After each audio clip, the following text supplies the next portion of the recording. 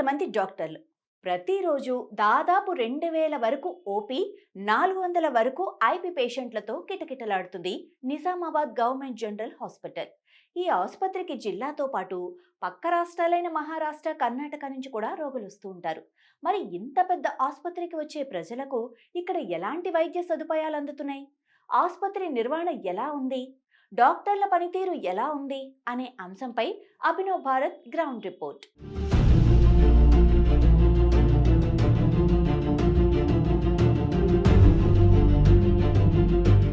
నిజామాబాద్ ప్రభుత్వ general hospital ఇది దాదాపుగా నిర్మించి 10 సంవత్సరాలకు పైగా అయినటువంటి పరిస్థితి.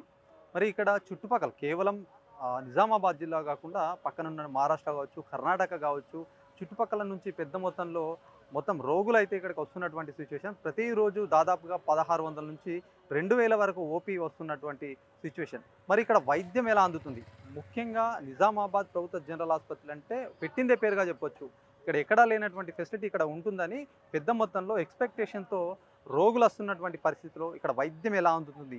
డాక్టర్లు అసలు అందుబాటులో ఉంటున్నారా? ఇక్కడ ఎలాంటి సేవలు లభిస్తున్నాయి?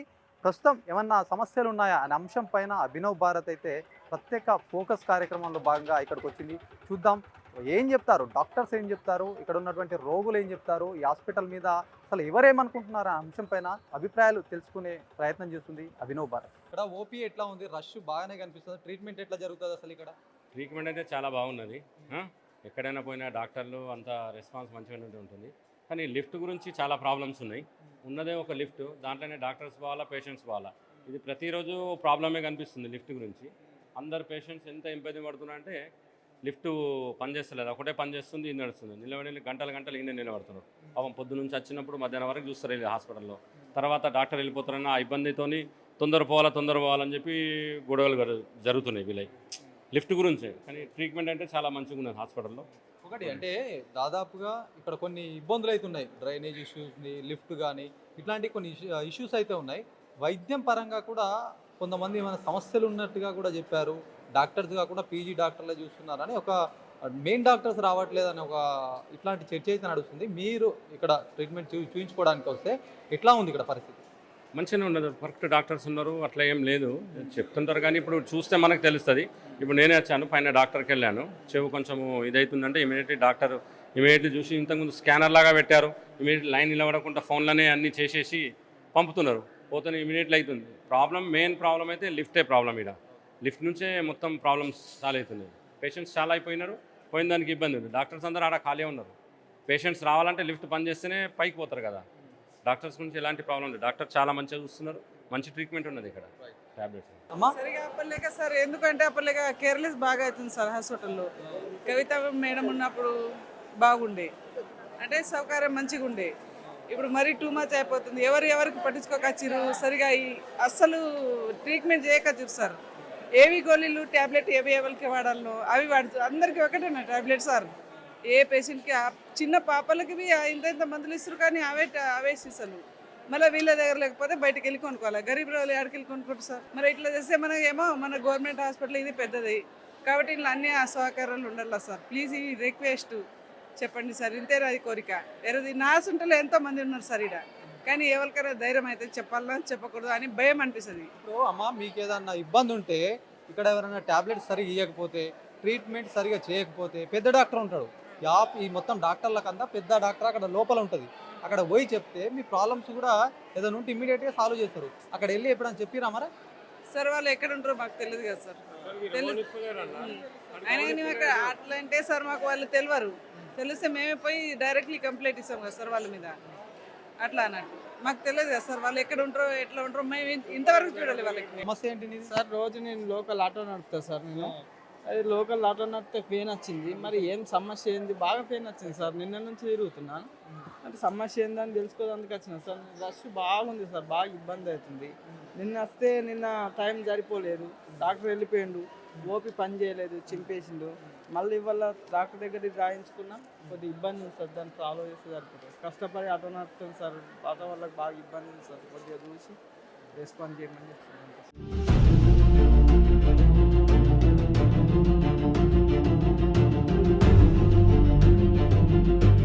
నిజామాబాద్ ప్రభుత్వ జనరల్ ఆసుపత్రిలో ఎలాంటి వైద్యం అందుతుంది అనే అంశం పైన అభినవ్ భారత్ మొత్తం కొంతమంది రోగులకు సంబంధించి కూడా వాళ్ళ అభిప్రాయాలు తెలుసుకుంది, వైద్యం ఏ విధంగా అందుతుందనే వాళ్ళ మాటల ద్వారా వినిపించినటువంటి ప్రయత్నం చూద్దాం. ఇక్కడ సూపరింటెండెంట్ ఛాంబర్ వద్దకు కూడా వెళ్దాము, ఎట్లా వైద్యం అందుతుంది. ఒకవైపు కొన్ని డ్రైనేజ్ సమస్యలు సైతం వేధిస్తున్నాయి, లిఫ్ట్లకు సంబంధించి సమస్యలు వేధిస్తున్నాయి, ఇంకొన్ని మౌలికంగా కొన్ని సమస్యలు అయితే వేధిస్తుంది. వైద్యపరంగా ఎలా ఉంది అనే అంశం పైన ఆయనతో మాట్లాడే ప్రయత్నం చేద్దాం. మనం సూపరింటెండెంట్ ఛాంబర్ ఇక్కడ వెళ్తున్నాము. మరి ఎట్లా వైద్యం అందుతుంది, ఏ విధంగా ఎంతమంది వైద్యులు వస్తున్నారు, మరి వైద్యులు సక్రమంగా వస్తున్నారా, పీజీల చేతనే వైద్యం చేస్తున్నారా అనే అంశం పైన కూడా వాళ్ళతో మాట్లాడే ప్రయత్నం చేద్దాం. చూడొచ్చు ఛాంబర్లో మొత్తం సూపరింటెండెంట్ సైతం ఉన్నారు, మరి కొంతమంది వచ్చినట్టున్నారు, మాట్లాడే ప్రయత్నం చేద్దాం. అమ్మ మీరు ఎక్కడి నుంచి వచ్చారు, ఎందుకు వచ్చారమ్మా ఇక్కడికి? యాక్సిడెంట్ అయింది నాకు ఎప్పుడమ్మా, ఏమైంది? ఫిబ్రవరి నెలలో 11వ తారీఖు. ఓకే, అయితే ఇప్పుడు ఎందుకు కలిసడానికి వచ్చారా, ఎందుకు వచ్చారు? తక్క అయింది మా సారు, 6 నెలల నుంచి తక్క చేసిండ్రు సారు, రోజు చూసిండ్రు మాకు. ఏం ప్రాబ్లం అయిందమ్మా? టక్కర అయిండే, బండి మీదకి పడ్డది, పడితే తక్క అయింది. మంచిగా ఉన్నాం. 20 రోజుల నుంచి తక్క, 20 రోజులలో తక్క చేసిండ్రు సారు. మాకు ఒక దేవతల లెక్క ఆదుకున్నారు అందరూ. సార్లకు అందరికి నమస్తే.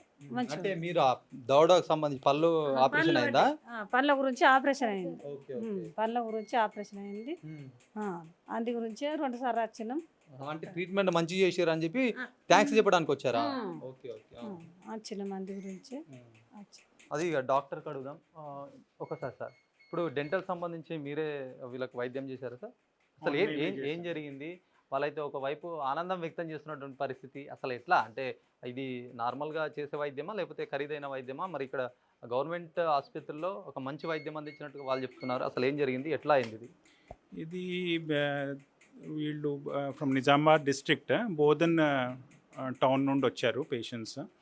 Almost in the month of February 2025లో మా ఎమర్జెన్సీకి క్యాజువాలిటీకి వచ్చారు విత్ మొత్తం ఫేషియల్ స్వెల్లింగ్, అంటే మొహం మీద మొత్తం స్వెల్లింగ్, బ్లీడింగ్ అవుతుంది, రక్తం కాడుతుంది, మా సెమీ కాన్షియస్ ఉన్నారు.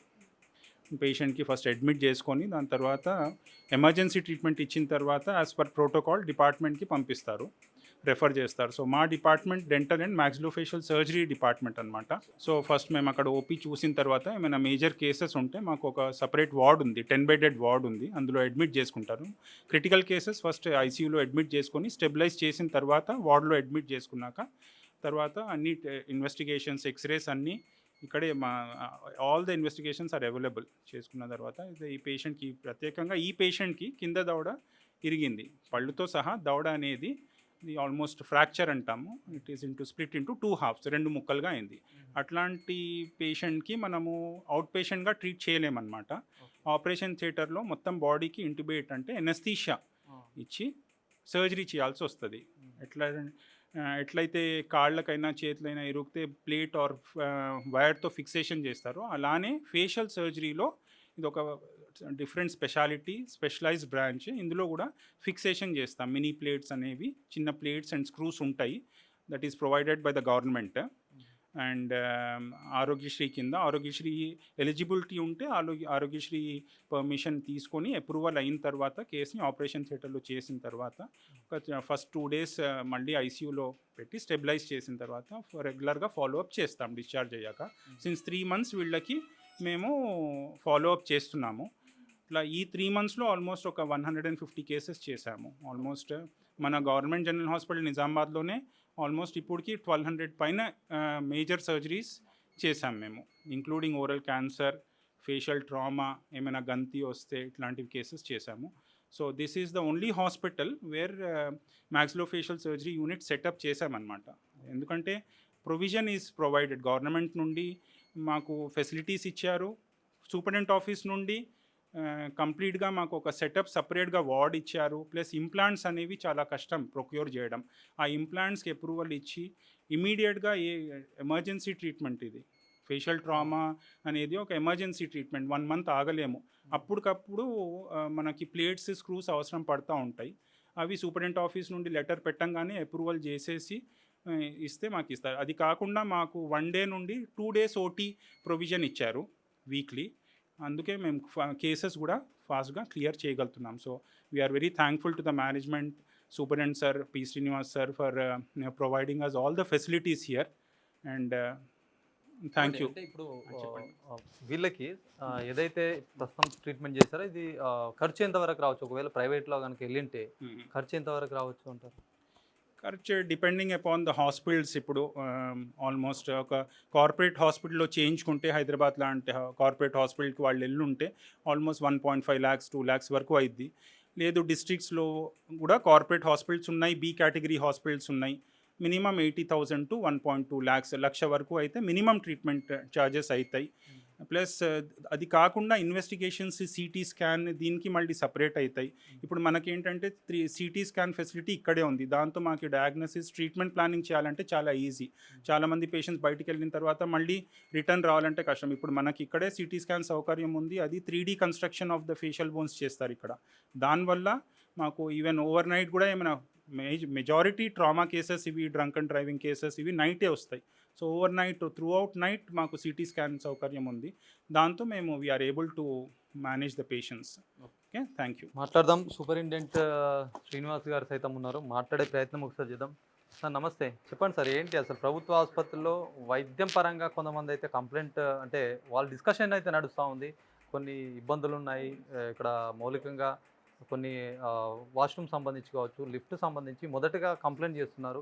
మరి మరొక వైపు చూసుకుంటే వైద్యం పీజీలతో చేయిస్తున్నారు అనే ఒక కంప్లైంట్ ఉంది. మెయిన్ ఎవరైతే డాక్టర్లు, ప్రొఫెసర్లు, అసోసియేట్ ప్రొఫెసర్లు వీళ్ళు కనిపించరు అని చెప్పేసి ఒక చర్చ అయితే నడుస్తుంది. దీనికి మీరు ఏం సమాధానం చెప్తారు? నిజామాబాద్ ఇప్పుడు సూపరింటెండెంట్ కింద నేను బాధ్యతలు చేపట్టి ఆల్మోస్ట్ 9 నెలలు అవుతుంది. ఈ 9 నెలల్లో మనకి ఫస్ట్ నేను వచ్చినప్పుడు ఓపీ డైలీ 1600 నుంచి 1800 ఉండేది. ఇప్పుడు 2200 నుంచి 2400 పెరిగింది. అడ్మిషన్స్ కూడా ఎప్పుడంటే ఆల్మోస్ట్ మనకి 100% ఆక్యుపెన్సీ, ఒకసారి ఈవెన్ 110, 120% కూడా ఆక్యుపెన్సీ వస్తుంది దాని కింద. ఒకసారి మాకు బెడ్స్ చాలక పేషెంట్స్ని ఒకే బెడ్ మీద కూడా ఇద్దరిని వేయాల్సిన అవసరం వస్తుంది దాని కింద. సో ఇన్ పేషెంట్స్ ఆల్మోస్ట్ ఏంటంటే 100% ఆక్యుపెన్సీతో నడుస్తుంది దాని కింద. సో ఇంత మేజర్ ఉన్నప్పుడు చిన్న చిన్న ప్రాబ్లమ్స్ ఉండటం ఇదే ఉన్నాయి. అవి వీలుగా మా దృష్టికి వచ్చిన వెంటనే అంటే వాటిని పరిష్కరిస్తున్నాం దాని కింద. సో ఫస్ట్ మీరు చెప్పింది లిఫ్ట్స్ విషయం ఏంటంటే కనుక ఇప్పుడు మనకి ఇక్కడ 7 లిఫ్ట్స్ నడుస్తున్నాయి దీని కింద. సో డైలీ ఆల్మోస్ట్ అంటే 5000 మంది మనకి లిఫ్ట్లు వాడుతున్నారు దీని కింద. సో లిఫ్ట్ యూసేజ్ ఉంది. ఇవి మనకి 10 to 12 years ఓల్డ్ లిఫ్ట్స్ ఉన్నాయి కింద. సో అప్పుడప్పుడు ఏంటంటే కనుక ఇంత ఓవర్లోడ్తో రావడం వల్ల అప్పుడప్పుడు కంప్లైంట్స్ రావడం సహజం అవుతుంది. ఇది మనకేంటంటే యాన్యువల్ మెయింటెనెన్స్ కాంట్రాక్ట్ మనం తీసుకున్నాం దీని కింద. సో ఏమైనా ప్రాబ్లం వచ్చిన వెంటనే కనుక మనం వాళ్ళకి ఇన్ఫామ్ చేస్తాము. కాకపోతే ఆ టీం వాళ్ళు హైదరాబాద్ నుంచి వస్తారు. మనం కంప్లైంట్ చేసిన వితిన్ ఒక 2-3-4 డేస్లో వాళ్ళు వచ్చి వాళ్ళకి రెక్టిఫై చేస్తుంటారు కింద. సో మధ్యలో 1-2 రోజులు టెంపరీగా చిన్న చిన్న ప్రాబ్లమ్స్ రావచ్చు. కాకపోతే కంప్లీట్ ఏంటంటే కనుక majority of the lifts are working దీని కింద. సో మనకి పేషెంట్ యూసేజ్ కూడా చాలా ఎక్కువ ఉంది దీని కింద. సో టాయిలెట్స్, డ్రైనేజ్ మనకి కొంచెం ముందు నుంచి చిన్న కొంచెం టాయిలెట్స్ సీపేజ్, ఓల్డ్ కొంచెం బిల్డింగ్, ఆ టాయిలెట్ సీపేజ్, కొంచెం డ్రైనేజ్ ప్రాబ్లమ్స్ ఉన్నాయి కింద. అది మనకి లోకల్ మనకి హానరబుల్ ఎమ్మెల్యేస్ ద్వారా కానీ, కలెక్టర్ గారి ద్వారా కానీ ఏంటంటే మనకి అది 2.76 crores దానికి అమౌంట్ శాంక్షన్ అయింది.